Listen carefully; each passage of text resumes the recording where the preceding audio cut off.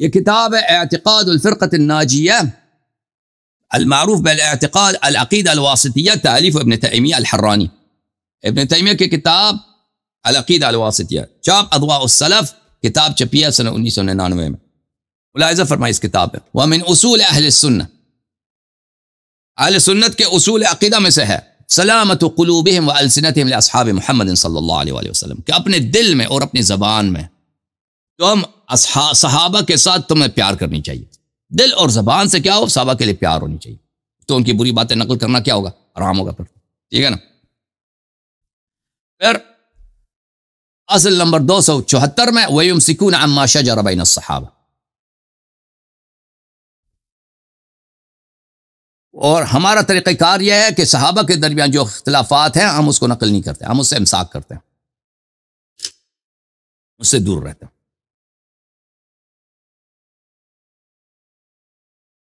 یہ کتاب اس کے شرح عقیدہ واسطیہ کس کی تالیف ہے؟ ابن تیمیہ کی، اس کے شرح بہت سارے شروح ہیں، یہ شرح ہے شیخ محمد صالح العثیمین، یہ محمد صالح العثیمین سعودی عرب میں یہ بہت بڑا عالم دین تھا۔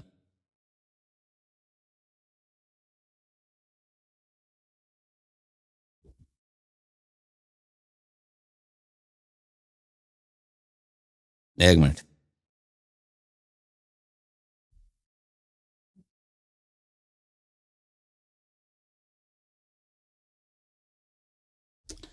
شرح العقیدۃ الواسطیہ لابن تیمیہ، الجلد نمبر 2، چاپ دار ابن الجوزی، کتاب چھپی ہے کب؟ سنہ 1421 ہجری قمری میں، اچھا ریاض میں چھپی ہے، ٹھیک ہے بھائی۔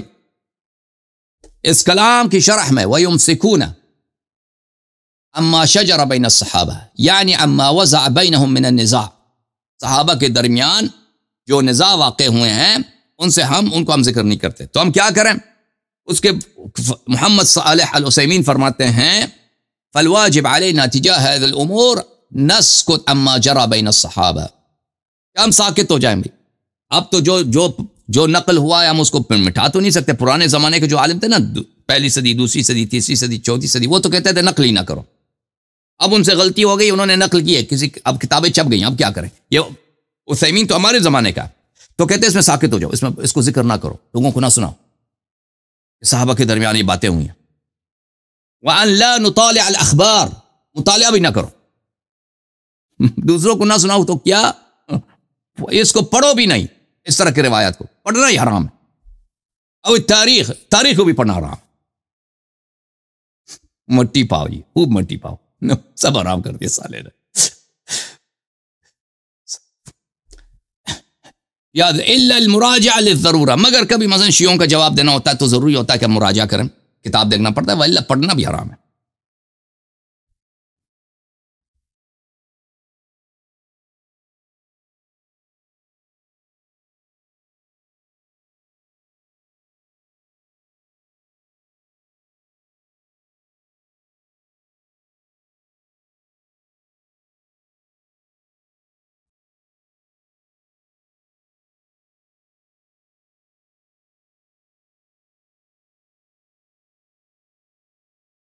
اچھا میرے محترم ناظرین، اس بات کے لیے ان کے پاس کوئی دلیل، کوئی روایت، کچھ بھی نہیں ہے۔ ان لوگوں نے جو اپنا اصول بنا دیا نا کہ ہم صحابہ کے برے کام نقل نہ کریں، یہ ان کے پاس اس کی نہ حدیث ہے نہ روایت، کچھ بھی نہیں ہے، بس ان کی مجبوری ہے کہ اگر نقل کریں تو ان کا مذہب باطل ہو جائے، کہتے ہیں نقل نہ کرو تاکہ لوگوں کی محبت صحابہ کے لیے زیادہ ہو جائے۔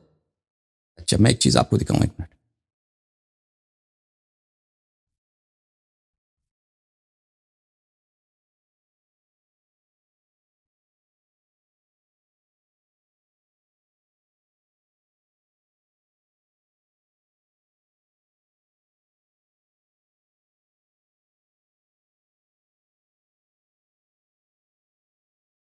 یہ کتاب ہے میرے محترم ناظرین سیر اعلام النبلاء، تالیف الذہبی الناصبی لا رحمہ اللہ، جزء العاشر، چاپ مؤسسۃ الرسالہ، سن 1996 میں چھپی ہے، محمد ابن ادریس شافعی کے حیات میں، اس کے ترجمے میں، زندگی نامے میں، بایوگرافی بیان کرتے ہوئے، جب اس کے متعلق برے اقوال آتے ہیں کہ شافعی کے متعلق اس کے معاصرین نے تو یہ کہہ دیا، شافعی جو ہے نا، شافعی تو اس کا کردار رنگیلا آدمی تھا، وہ تو شافعی کیسا تھا؟ اس کا کردار کو کیا ہے؟ رنگیلا ہے، اور رنگ بھی اچھے نہیں ہیں اس کے، دبے ہی دبے ہیں. تو کہتا ہے اس کے صفائی کیا کہتا ہے؟ کلام الاقران اذا تبرهن لنا انه بهوى وعصبیہ لا يلتفت الیہ. کہتا ہے یہ اس کے زمانے کے اپنے لوگ تھے، یہ اس سے حسد کرتے تھے، حالانکہ وہ ان کے اپنے اپنے بڑے علماء ہیں، بڑے بڑے ان کے اپنے علماء ہیں اور ثقات ہیں جنہوں نے شافعی پہ تان دیے. اچھا کہتے ہیں یہ جو ہے ان کے زمانے میں یہ ان کا تعصب تھا اور یہ حسادت وغیرہ، ان کے اقران تھے، ایک زمانے میں رہتے تھے، حسادت کی وجہ سے انہوں نے یہ باتیں کہی، تو اس کو پہ آپ التفات نہ کیا کریں. اچھا بل یتوا ولا یروا، ان باتوں کو نقل بھی نہیں کرنی چاہیے، بل ان کو ختم کر دینا چاہیے. اچھا کما تقرر عن الكف عن كثير مما شجر بين الصحابہ، جیسا کہ یہی بات ہمارے اصول میں سے، اصول ثابتہ میں سے ہے کہ صحابہ کے متعلق کے درمیان جو اختلافی مسائل ہیں ان کو نقل نہ کریں، وقتالهم، اور صحابہ کے آپس میں جو لڑائیاں ان کو نقل نہ کریں. وما زال يمر بنا ذلك في الدواوين والكتب والاجزاء، لیکن کیا کریں کہ پھر بھی نقل ہوئی ہیں. کہتے ہیں مصیبت ہے کہ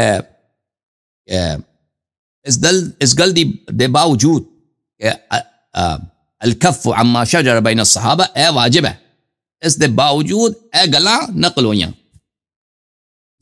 کتباں بڑی پڑیاں، ایسا کی کراں؟ تو ہم کیا کریں، یہ باتیں تو نقل ہو چکی ہیں. کہتے ہیں یہ تو اس کے باوجود یہ کتابوں میں بڑی پڑیاں. تو عرض یہ ہے کہ اگر یہ اصل ان کا نہ ہوتا، چھپا دو، مٹی پاؤ نا، مٹی پاؤ، یہ شروع سے مثلا دوسری صدی پہلی صدی سے ان کا ہمارے زمانے تک یہ ہمیشہ کہ چھپاؤ چھپاؤ چھپاؤ چھپاؤ، ان کا اصل نہ رہتا، ان کے اصول میں سے نہ ہوتا، تو صحابہ کا کیا مثلا کہ ابھی تو بھائی لازمی بات ہے، اگر یہ لوگ سچ کہتے ہیں نا، سچ کو نہ چھپاتے، تو کیا کیا باتیں ان کے کیا کیا جرائم ہمارے سامنے ہوتے، ٹھیک ہے نا.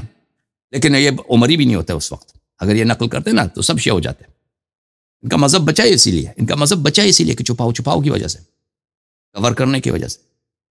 اچھا تو کہتا ہے لیکن یہ باتیں تو کتب میں موجود ہیں، ہم کیا کریں؟ کہتا ہے اچھا ان میں سے کہتے ہیں بعض جو ہے منقطع ضعیف ہیں، بعض جھوٹ ہیں. وَهَذَا فِيمَا بَأَيْدِينَا وَبَيْنَ عُلَمَائِنَا فَيَنْبَغِي طَيُّهُ وَإِخْفَاؤُهُ. لیکن سب جھوٹ تو نہیں ہے نا، سب تو ضعیف نہیں ہے، صحیح بھی ہیں. ہاں کہتے ہیں کہ ان سب کو چھپایا جائے. کیا کیا جائے؟ يَنْبَغِي طَيُّهُ وَإِخْفَاؤُهُ. طی بولتے ہیں چھپانے کو، طی بولتے ہیں کہ کسی چیز کو آپ لپیٹ دو. طی اصل میں بولتے ہیں لپیٹنے کو، اس کو لپیٹ دو. وَإِخْفَاؤُهُ، لپیٹ کے اس کو چھپا دو. طیُّهُ، یہ واجب ہے کہ ان کو لپیٹو اور ان کو چھپاؤ. بل اعدامہ، بل ان کو جلا دو، بلکہ ان کتابوں کو کیا کرو؟ معدوم کرو، معدوم نابود کرو. لپیٹو، چھپاؤ، بلکہ جلا دو، نابود کرو. کیوں؟ لتصفو القلوب وتتوفر على حب الصحابہ، تاکہ لوگوں کے دل صحابہ کے لیے کچھ صاف ہو جائیں. لوگوں کے دل صحابہ کے لیے مقدر ہو جاتے، صحابہ کے کرتوت جو سچ ہے، جو حق ہے، دیکھ لوگ پڑھتے ہیں، دیکھتے ہیں، ہم سناتے ہیں، تو لوگوں کی نیت خراب ہو جاتی ہے، ان کا عقیدہ ہی گر جاتا ہے. تو اس لیے ان روایات کو کیا کرو؟ لپیٹو، چھپاؤ نہیں، جلاؤ، تاکہ کیا ہو جائے؟ تاکہ لوگوں کے دل صحابہ کی محبت میں صاف ہو جائے. وَالتَّرَضِّ عَنْهُمْ، اور لوگ صحابہ سے بہت خوش ہو جائیں. وَكِتْمَانُ ذَلِكَ مُتَعَيِّنٌ عَنِ الْعَامَّةِ وَآحَادِ الْعُلَمَاءِ، ان بات صحابہ کے برے کرتوتوں کو چھپانا واجب ہے. واجب ہے کس پر؟ واجب ہے اس کو چھپایا جائے، عوام سے بھی، علماء سے بھی چھپایا جائے.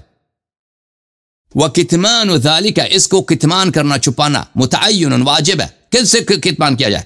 عوام سے بھی، علماء سے بھی، سب سے چھپاؤ. اگر کسی کو مل جائے نا، دیکھیں ابھی ہمارے زمانے میں کتابیں بہت ہیں، کیونکہ ہمارے زمانے میں کیا ہے، مغرب کے صدقے کی وجہ سے نا، یہ مسلمانوں کے اپنے تو نہیں ہے، مغرب کے صدقے سے آپ کو بجلی ملی ہے. اب کہے گا نا کہ یہ آدمی کیا ہے؟ آدمی جو ہے ایجنٹ ہے. اور بھائی حق یہ ہے، حق کو حق بولو نا. تمہارے میڈیسن ہے، تمہارے بچے پیدا ہوتے ہیں، دوائیاں، یہ کب کہاں سے آتے ہیں؟ کب؟ سب امریکہ کا ریسرچ ہے، سب امریکہ کا ریسرچ ہے. تمہارے پاس بجلی ہے، کس کی پیداوار؟